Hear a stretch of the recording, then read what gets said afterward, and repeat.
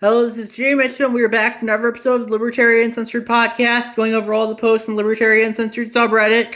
Let's get right into it. So first we have Trump rejects 60 Minutes interview, Harris accepts from MSN.com by Ragnar OKXG. And yeah, I personally can see where Trump's coming from. He knows that the 60 Minutes interview is going to be extremely biased against him like it was in 2016 and 2020. So I can see why he's not doing it.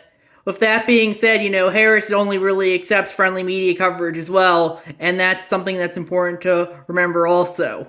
And increasingly, the people are they can people are just really just encouraged to stay in their own media ecosystems and bubbles, and that's increasingly why I think everything's just an echo chamber and a circle jerk these days in regard to political discussion. And that's my thoughts on that issue.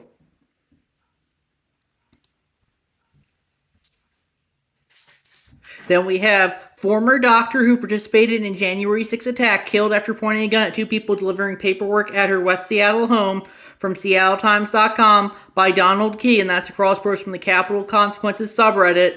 And yeah, I personally think that just goes to show you how a lot of people who involved in January 6th were mentally ill and they were kind of duped into it. And I think it was kind of a false flag in that regard to make people push this Trump's the most dangerous thing ever, and that's my thoughts on that issue. And that's what, yeah. Then we have Harold Daggett needs a 45 to mastermind a plan to cripple the economy right before the election from Donald Key, and that's a cross post from the Facepalm subreddit. And yeah, it's interesting how the people on the left say they're pro-union, but the second the union boss meets with President Trump, they're suddenly against them. It just goes to show you, even if you're in an in-group like on the left, like if you're in a union, if you meet with the wrong people, they'll immediately put you in the out-group. And that's my thought on that issue. Then we have Bentley Drivers of the World Unite from Lemon Limelight, and they said, a Wall Street Journal editorial, Bentley Drivers of the World Unite, introduces Harold Daggett, union boss of the striking dock workers, and they share some paragraphs from the article. If you haven't heard of Harold Daggett, by all means you should. He's the head of the International Longshoremen's Association, ILA, which shut down a good chunk of American commerce by leading his workers on strike and closing East and Gulf Coast ports. While presenting himself as a man of the people, the union chief made more than $900,000 last year. The New York Times reported in 2017 that he owned a 76-foot yacht and rode around in a Bentley luxury car. Mr. Daggett's union has a stranglehold on the ports, and he intends to use it. I will cripple you, he said in an interview last month, referring to the ports and the U.S. economy. He means it. The Justice Department has brought civil and criminal charges against Mr. Daggett for conspiring with mob bosses. Well, he won both cases. The ILA's port stranglehold is a racket. Workers earn $39 an hour, often for doing little. This is one reason U.S. ports rank among the least efficient in the world. Mr. Daggett is demanding $69 an hour. In 2010, he said longshoremen should make more than $400,000. Some now do with overtime. And yeah, it just goes to show you how just because workers are union doesn't necessarily mean that they are working class men of the people necessarily. These days, union and union benefits are increasingly the luxury things, and that's important to consider, I would say. And that's my thoughts there. Then we have former Colorado County clerk Tina Peters was just sentenced to 9 years in prison for leading a voting system data breach scheme as part of a pro-Trump plot to steal the 2020 election. This is the day she was arrested, February 8th, 2022, from Ragnar OKXG, and that's crossed from the Public Freakout subreddit. And yeah, it's interesting how they only ever seem to arrest people who for voter fraud or at least when it trends on Reddit when they work for the wrong party. I do think they did arrest a Democrat in my area, I think, for voter election fraud, but that would never tend to trend on Reddit because, of course, they are a member of the in-group rather than the out-group, and they want to keep down the down low. Right now they're going to say, oh, if Kamala wins, they say, oh, this election was the most secure in history. And if there was any cheating, it was done the Republicans. But if the Democrat, if Trump wins, they'll just go back to Russia. This election was rigged, and that it doesn't matter really what happens. It matters who does what rather than what people do, and that's my thoughts on that issue. Then we have Vance says Trump won the 2020 election, then doubles down on the line in a new clip from the Big Lie and Loyalty Test. From independent.co.uk, Big Lie and Loyalty Test when Now it's from CH4Locks. And yeah, if Vance wants to believe Trump won the 2020 election, I think he should be able to. If he wants to say that, I think he should be able to. But that being said, the narrative right now is that the Dems won the 2020 election. If people, people should believe whoever they want to win the election. If people want to believe Shrek won the election, they should be able to. But ultimately, eventually people will justify whatever they want to. And that's my thoughts on that issue. Then we have, as GOP files and loses election lawsuits in Nevada, Dems say it's planned to sow distrust. From the Nevada Independent by CH4Locks. And yeah, that this is just how the Democrats are using lawfare against their opponents. Well, the GOP kind of does it too, like it's doing here. But the Dems use it, and increasingly, no, you can't call them out on Reddit because they're in the in-group and they're fighting for our democracy. Because that's the narrative, and you can't go against the official narrative on Reddit without getting censored or downvoted. And that's my thoughts on that issue. Then we have, take a wild guess who the Oklahoma Department of Education seems to be angling to buy classroom Bibles from Legio X, and that's a tweet from Gavin Bridges. The speculation was fun, but he really is trying to buy Trump Bibles. So apparently, one of the only Bibles that's eligible. The screenshot says the Oklahoma State Department of Education requesting request for proposal for the original of 55,000 King James Version Bibles that contain the United States Pledge of Allegiance, U.S. Declaration of Independence, U.S. Constitution, U.S. Bill of Rights documents included for Oklahoma's classrooms.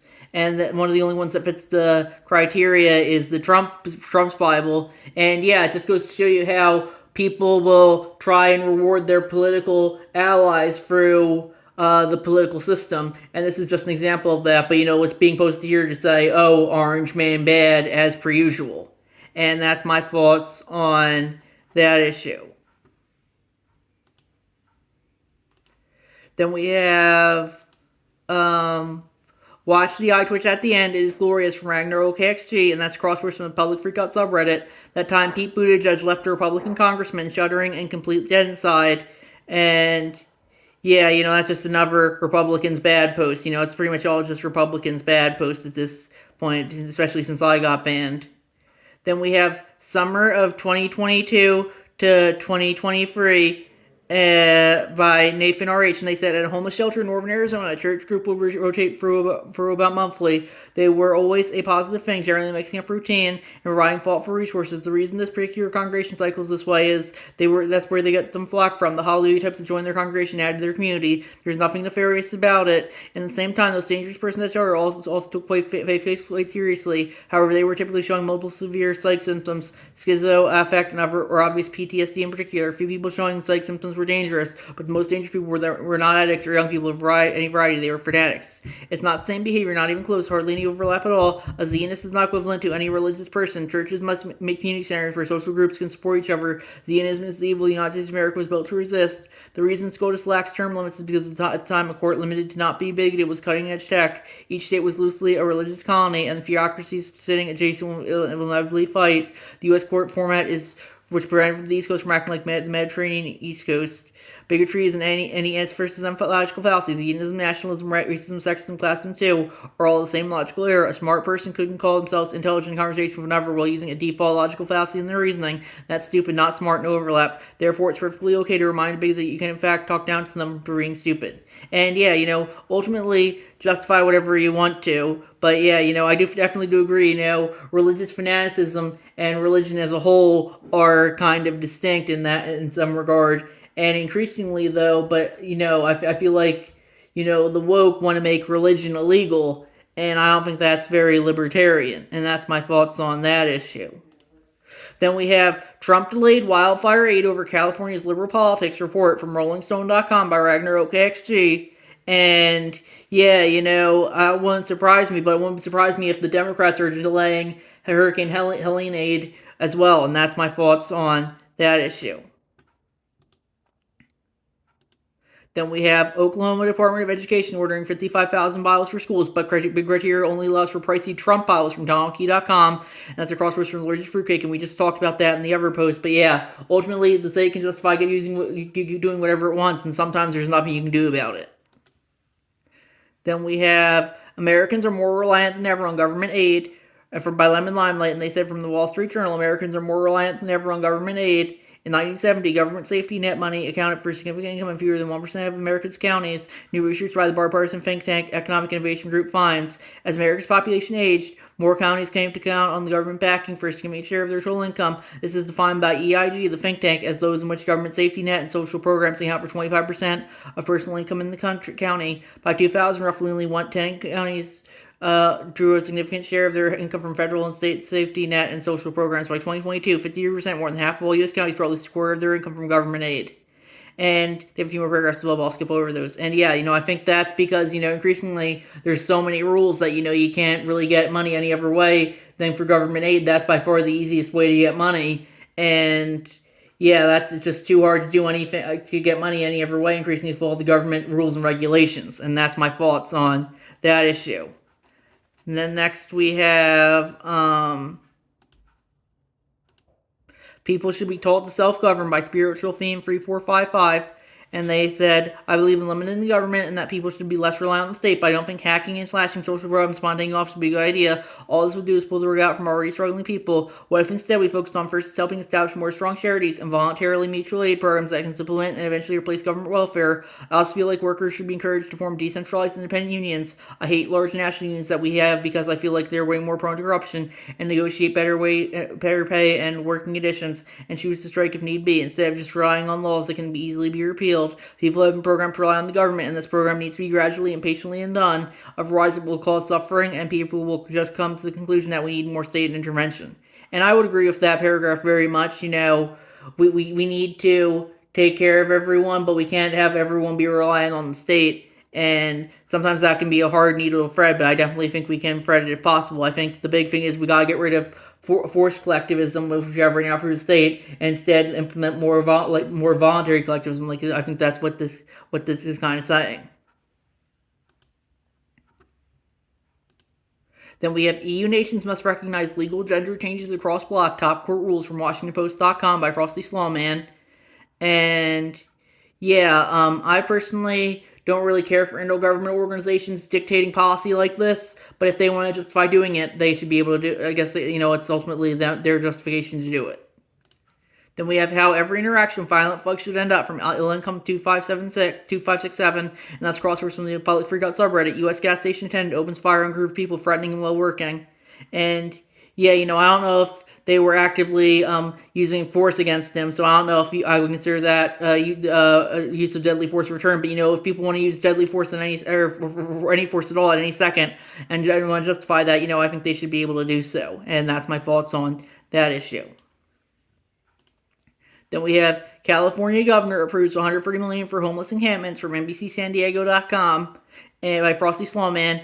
And yeah, that's about how the governor of California is clearing homeless encampments, and if he wants to justify doing that, we should be able to do so. It kind of sounds like he's throwing money at them, but ultimately, California does need to find a way to deal with its homeless crisis, and I think just leave them alone. If they want to stay out in the street tripping out on drugs all day, they should be able to. But that being said, if people feel threatened by that and want to use self-defense against them, if they feel the need to, I think they should be able to as well, and that's my thoughts on that issue.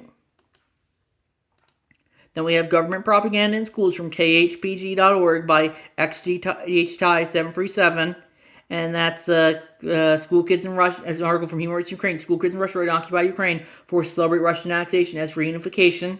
And yeah, that just goes to show you that the schools will when they're controlled by the government, push propaganda narratives on kids, especially I think in the U.S., where increasingly the schools just push progressive propaganda on kids, and increasingly there's nothing you can do about it other than take them out of government-run schools. And that's why I think we should shut down all the government-run schools, because they're just increasingly just these propaganda factories.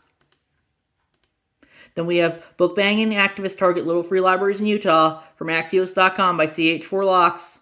And yeah, I personally think if people want, I think little free libraries, they're very hard to regulate, but they're just like in parks and you just put books in them. So I personally don't think they should have any regulation at all, but people will justify if they justify. Then we have election denying Colorado clerk gets 9 years of machine tampering, from USA.com by CH4Locks. And Yeah, I don't think that's. I think that's just Reddit narratives because they want to say, oh, if there is election fraud, it's all on their side. They'll never say, oh, this is one of our guy who got convicted of election fraud. That would never trend on Reddit or would be downvoted and censored. Then we have Trump and Vance seem very upset with being fact checked. Maybe lie less from USAtoday.com by CH4Locks. And yeah, increasingly, any dissent fact checking is a very good propaganda because they say any dissent at all will be against the facts because the left controls what are and aren't facts increasingly, and that's my thoughts on that issue. And also, they promised not to fact check and broke their own rules. So yeah, that's my thoughts there. Then we have Windows into Southwestern Middle School's Gender Inclusive Restrooms word up from eveningsun.com by CH4Locks. And yeah, I definitely do think that's good. I don't think you should be looking into people's bathrooms regardless of what gender they are. And that's my thoughts on that issue. Then we have X Corp loses court challenge to avoid fine over child abuse notice. And by CH4Locks, that's from abc.net.au. It feels like the argument could work in the USA. We have poor corporate accountability here. And yeah, I definitely do think I don't think the government should be holding people accountable. I think the platform should be holding themselves accountable, just like for everything else. And that's my thoughts on that issue. Then we have a glimmer of hope for free inquiry when Massachusetts Library ignored the state self-appointed censors from Lemon Limelight. And they said from a Washington Post column, I've written many dark and stormy columns on free speech, not this one. And they shared some paragraphs on it. For the past 10 years, I've watched and dismayed as institution to ban what I believe were bedrock communities' commitments to free speech, to open inquiry, and to institutional neutrality. At long last, it feels as if the tide is finally turning. Last March, the Tewksbury Public Library held a virtual event on transgender participation in sports, featuring transjournalist activist Aaron Reed, showing an admirable commitment to presenting all sides of the 40 issue. The library also reached out to Gregory Brown, professor who studies exercise science, and the University of Nebraska to give a talk entitled "Males and Females Are Different, and That Matters in Sports," was scheduled for Wednesday. But then they canceled it. It looks like, but then it looks like they did invite him back. So they rescheduled it for Thursday night, and then yeah, there's just some more paragraphs on that. But yeah, you definitely need to stand up to these free speech bullies when they say, oh, we're gonna, because increasingly they want to censor any dissent at all, and you can't let them do that. And I applaud the Tewksbury Public Library for standing up to the woke mob there. Then we have Argentina's Javier Milei accused of plagiarizing UN speech from West Wing from The Guardian by knee concussions. And yeah, it's because, he's in the out group that they say, oh, it's a plagiarized speech. If he was in the in group, it would be swept under the rug, but, they only care since he's in the out group. And then I think we're gonna wrap it up there. I think I'll see you guys in the next episode. Bye.